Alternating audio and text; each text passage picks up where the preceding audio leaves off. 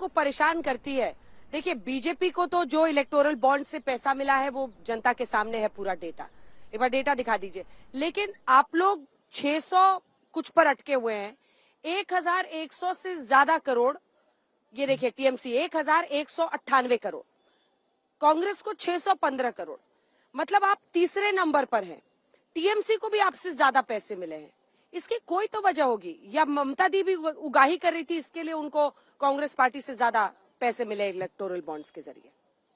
सुरेंद्र, विषयांतर करने की आवश्यकता नहीं है अंजना जी। आज की डेट में केंद्र की सत्ता पर भारतीय जनता पार्टी काबिज है और भारतीय जनता पार्टी का ये स्पष्ट हो चुका है कि जिन जिन कंपनियों पर इन्होंने ईडी की, इनकम टैक्स की और सीबीआई की रेड करी और जिन जिन कंपनियों को ठेके मिले, उनके 2-4 दिन पहले या 2-4 दिन बाद इलेक्टोरल बॉन्ड खरीदे गए और भारतीय जनता पार्टी को दिए गए। ये अपने आप में सच है। मैं टीएमसी के ऊपर ये नहीं कहता, क्योंकि मैंने टीएमसी का भी सर्च नहीं किया है। बंगाल में अगर ऐसा कुछ होगा तो निश्चित तौर से निकालना चाहिए आपको, लेकिन जिस तरीके से भारतीय जनता पार्टी दिखा रहे हैं हम, जो डेटा रिलीज हुआ है वही नंबर्स दिखा रहे हैं सुरेंद्र जी, जो डेटा रिलीज हुआ है वही दिखा रहे हैं।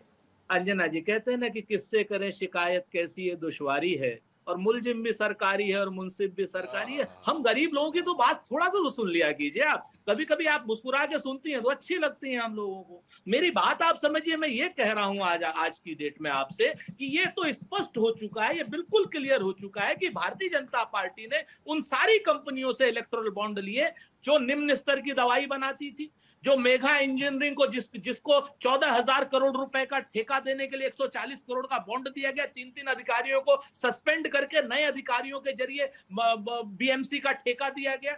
जो शरद रेड्डी की कंपनी है उसने 55 करोड़ रुपए का बॉन्ड दिया, जो शराब घोटाले का आरोपी, जिसको ये लोग कहते हैं कि शराब घोटाले का ये आरोपी है केजरीवाल के साथ में।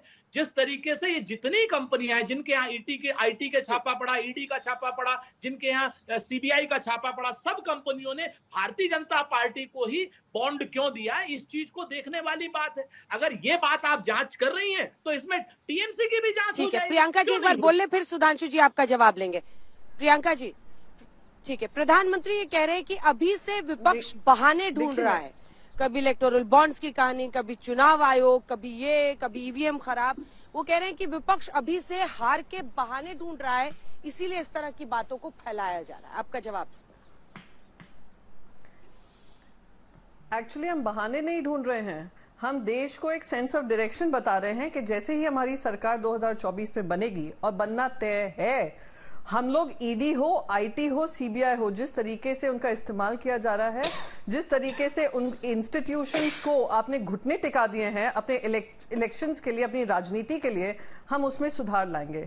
वो इलेक्शन कमीशन जहां के इलेक्शन कमिश्नर आकर एक पोएम सुनाते हैं, जो 7 फेज का चुनाव बता रहे थे, एक पोएम सुनाते हैं वीवीपैट को लेकर, जो एक जेन्युइन कंसर्न है, जिसकी हियरिंग सुप्रीम कोर्ट में चल रही है, और वो विपक्ष का मजाक बनाने का काम करते हैं, तो वो इलेक्शन कमिश्नर कम और भारतीय जनता पार्टी के प्रवक्ता जब लगते हैं, ये बदलाव लाने का हम डायरेक्शन दे रहे हैं। हम ये डायरेक्शन दे रहे हैं कि एक समानता होगी।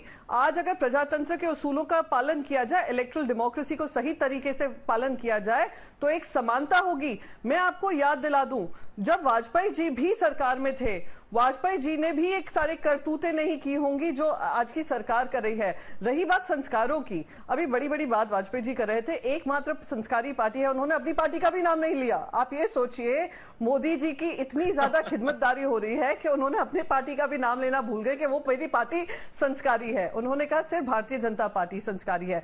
सर, आपने सही कहा कि प्रियंका चतुर्वेदी संस्कारी है, उन्होंने कभी अपशब्द नहीं यूज किया है, ना गाली गलौज की है। मैं बस 30 सेकंड और लूंगी, बस 30 सेकंड।